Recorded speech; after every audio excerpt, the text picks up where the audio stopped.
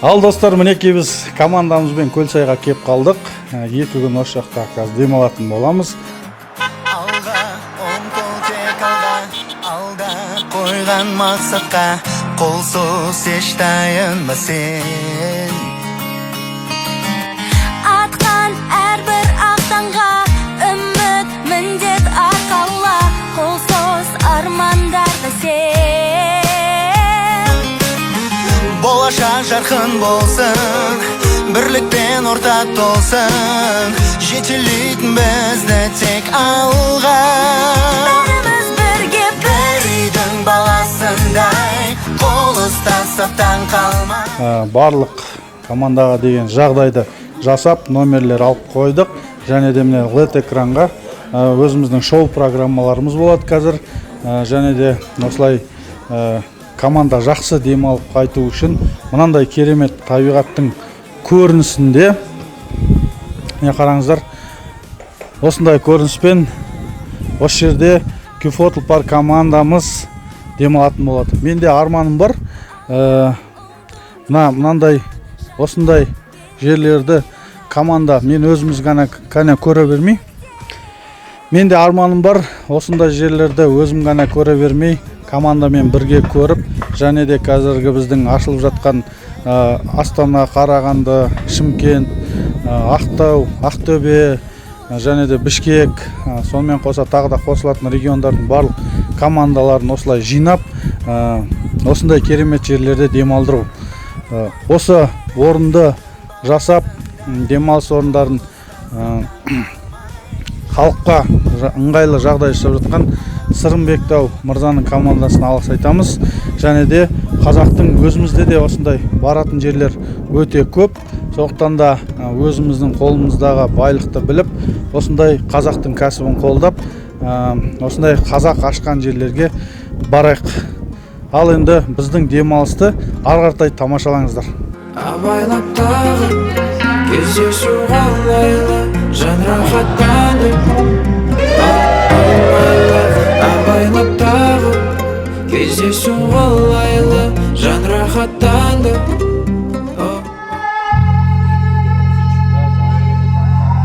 Назад не смотреть.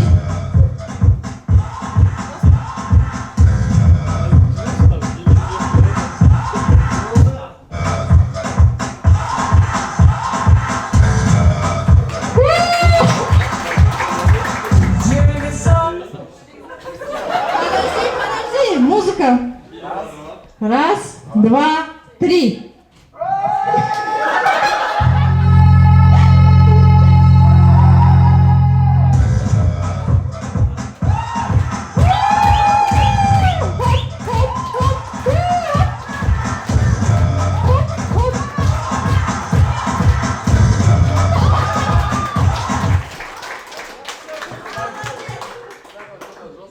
Что, один повторить? Готов? Не, можешь в сторону отойти пока. Все. Следующий.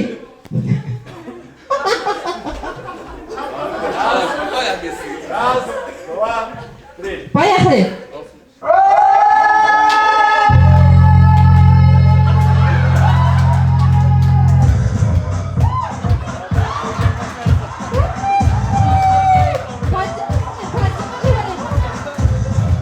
Хлопаем, сцена.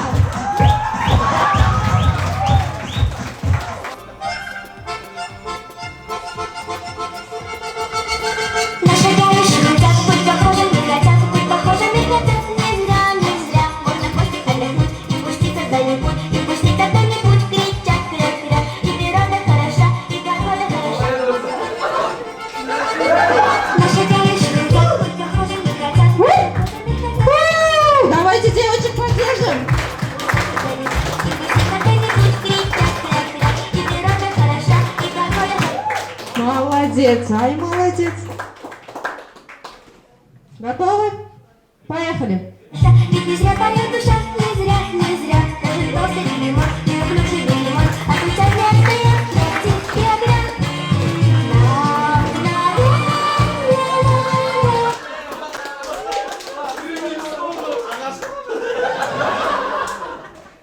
Все, следующий.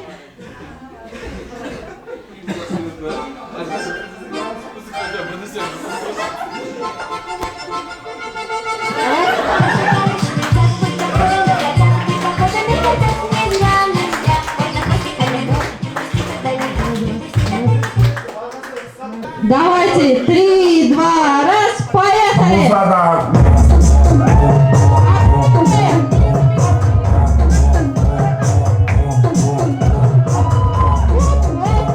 Активнее, активнее! Жыланды көрсетеміз. Жылан, қайда жылан?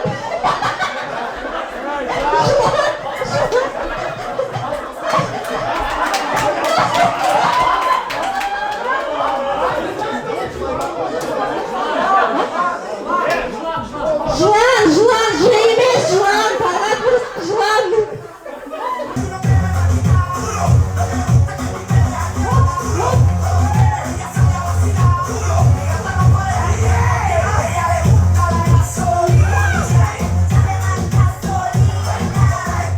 Emblema que vou topar.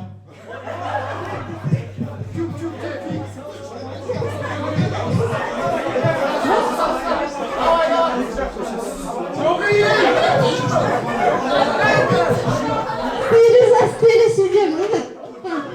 Меня напарник закрыт. Ноги? На новый логотип.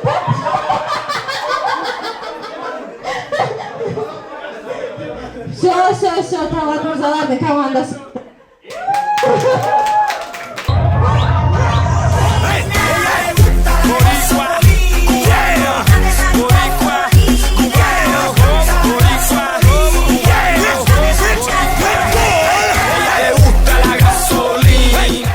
Я тебе верю, ты станешь, ты будущий миллионер, я поэтому в тебя вкладываюсь. И он один хитрый момент сделал, да? Рассказать, казалось. Короче, как он сделал? Он говорит, я у тебя покупаю долю, я в тебя буду вкладываться 500 тысяч долларов. Помните, да? Да. Я приехал, 500 тысяч долларов, мне түсіме кірмеген. Бақбергенов, когда приехали, у него в кабинете сидим, он говорит, я тебе буду 500 тысяч долларов вкладываться. Блин, я в шоке, я говорю, как? Я говорю, все, покупаю долю и давай, жди 500 тысяч долларов. Он долю покупает, потом говорит, вот следующий месяц там, через 3 месяца будет. И вот так 1,5 года я в минус вот этот продержался. Осы жайында очень хороший этот притча есть. Какой? Короче, бизнесмен попал, как я, в долг, потом это во времена Рокфеллера было. Сол кезде алады, он думает, потом говорит, вот этот долг я не могу, короче, расплачиваться, лучше мне повеситься, дейді, паркке барады. Там паркте орындық болады, сол орындыққа, блин, семьям не болады деп отырады, как вот этими долгами рассчитаться, лучше повеситься, да. И приходит к шапке, короче, старик подходит к нему, что ты сидишь, дейді, он тұрады, короче, я в долг попал. Свою ситуацию да, мне большие долги, ну, блин, я думаю сейчас повеситься, потому что я со всеми этими долгами не могу рассчитаться. Потом этот человек вот карманнан вот так чек достает и говорит ему, сколько это, короче, 500 тысяч долларов, на 500 тысяч долларов расписывается Рокфеллер, я Рокфеллер, говорит, через год этот чек мне принесешь, через год этот чек мне принесешь, в этом же месте встретимся. И тот человек сидит, короче, и этот отдает, там, видит, Рокфеллер расписывается. А кто такой Рокфеллер? Рокфеллер богатый домой. Это самый первый самый богатый человек в мире, да. Долларовый миллионер, он самый первый. Миллиардер еще. Да, он самый первый Вот. миллиардер. И он, Рокфеллер, расписывается, ему дает этот чек, потом этот радостный, блин, думает, хорошо, давай, келет, офисына келет, там сидит и говорит, давай я этот чек, если потеряю, перед Рокфеллером неудобно будет. Я так большие деньги потерял, если еще этот сейчас потеряю. Лучше, говорит, дай этот сейф положу, говорит, его, и буду, план распишу, говорит, как буду с долгами рассчитываться и делать, пусть этот 500 тысяч на крайние меры, когда надо будет, тогда я буду его использовать. и там начнет работать уже по-крупному там. Берет с тем поставщиком, который раньше работал, отдает товар, крупные сделки закрывает. И этот человек вообще не понравится, ему все долги закрывает. Через год он еще состояние накопил, потом приходит в то же место, назначенный день, вот этот человек обратно взял, еще плюс рахмет взял там, и приходит, сидит, и этот Рокфеллер идет в шапке, как раз, радуется, и потом только хотел встать, сзади приезжает медсестра, ему говорит, забирает этого Рокфеллера, потом там останавливает этот бизнесмен, говорит, вы что, куда, это Рокфеллер, год назад я у него занимал вот $500 000, я хочу это ему вернуть десем, она медсестра айтады, вы что, это ол турдоме лежит, это жындыханада жатқан адам, он всем вот так чек раздает, это не Рокфеллер, короче, битте ойлаңыздаршы. Сол кезде вот это $500 000, я сейчас думаю, вот Давлатов хитро сделал он. Что мне говорит, 500 000 я буду к тебе вкладываться и тянет время. За это время я что делаю? Команданы құрам, система құрам, потом тәжірибе жинаймын өз салам бойынша. Я когда всегда деньги спрашиваю, да вот потом сейчас с одного этого проекта выйдет, я тебе буду вкладываться. По концовке в 2020 году вообще выходит с этого бизнеса. А вот поэтому у меня надежда была, 500 000 келет долларов, я буду, короче, с ними рассчитываться, деп, я не останавливал. Поэтому важно, очень важно, что поверили в тебя. Еще один момент, вот кімге үйретіп жатырмын, Адилге, почему я везде делаю 3D-визуализацию? Почему? Потому я еще плачу Стасу, его прилет, там тамағын, жататын жерін бәрін. Почему? Потому что если конкретный цель вот так не нарисуешь на бумагу, это Брайан Трейси говорил, это Роберт Кийосаки говорил, все бизнесмены говорили, надо писать, надо, короче, что ты хочешь, визуализировать. Поэтому, когда она в бумаге уже конкретно в бумаге, она исполнится. Я в этом уверен. Поэтому я даже вот отцовский дом хочу сейчас построить, например, я взял человека специально. Потому что на этом потом возможности сами появятся. Я в этом тоже уверен.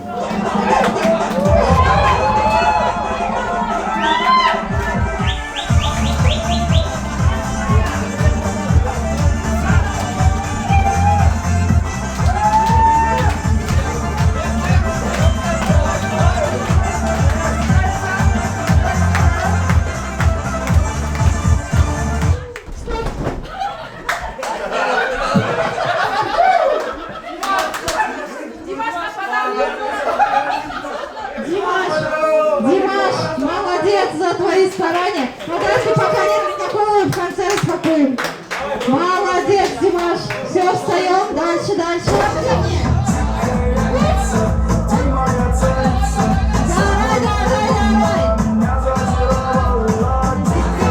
Стоп!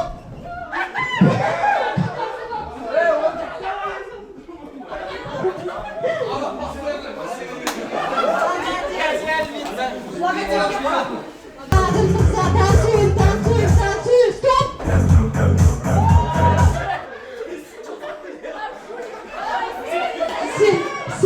Серик. О, Серик, полотенце. Светом.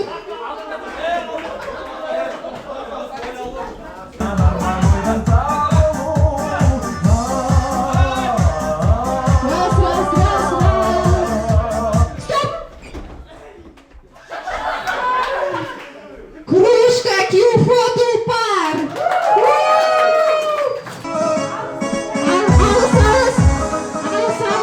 Алыс, прям зорға. Стоп!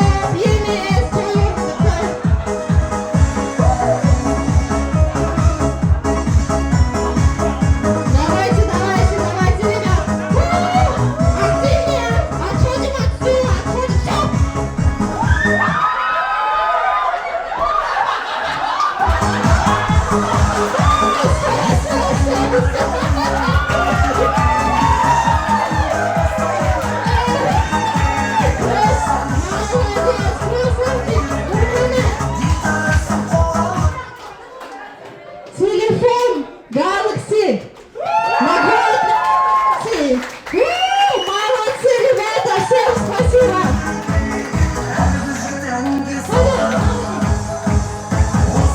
Смотри, аж вот как человек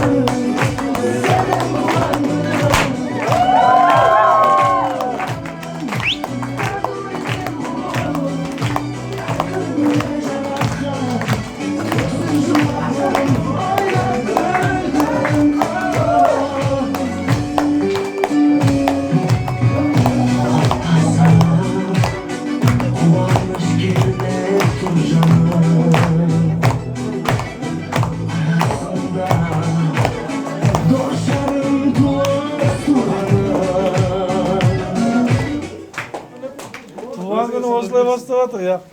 Ja, sen şu tuğan günün üstünde maçtan koy. Spesialde var, ayda geldi. Ертең алым Сен туған күніңе деп. Ал şimdi командада бағанандай осындай позитивте болып, бірінші орын, екінші орын, келесі жыл бірінші орын алуға қалса сотқа алатындар. Наушникке жамасымен жаман емес негізі. Сол, әкешең аман болсын. Алға қойған мақсаттарыңа жете бер. Компаниядан сол мықты креслоға отырып жатсың негізі. С нуля, ешкім айдамаған. Енді сол сияқты Әділдің орнын басатын, одан да жоғары креслоға отыратындай возможностьтарға жеткізсін. Осы жерде міне барлығымыз команда бағанадан қыздар дайындалып құттықтап жатыр. Барлық құттықтауларға қосыламыз. Компанияның атынан тағы да өз жинап офисқа барғаннан тағы болады ғой, Болады. Компания атынан конвертің болады, компания команданың атынан.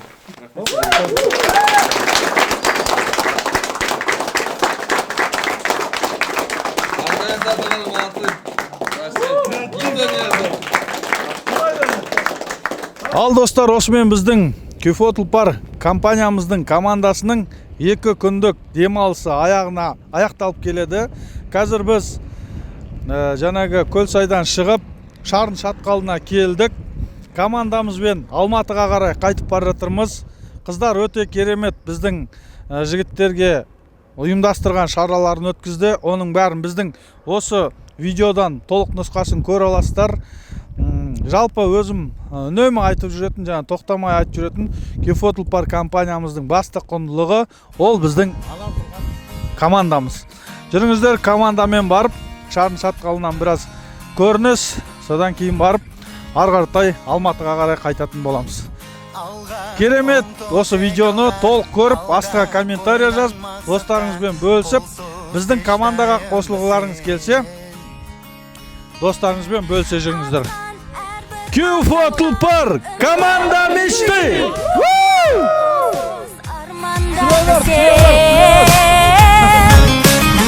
Болашақ жарқын болсын, бірлікпен ортақ толсын, жетелейтін бізді тек алға. Бәріміз бірге Бір үйдің баласындай, қол ұстасып таң қалмай, жол жеміз сонда тек алға.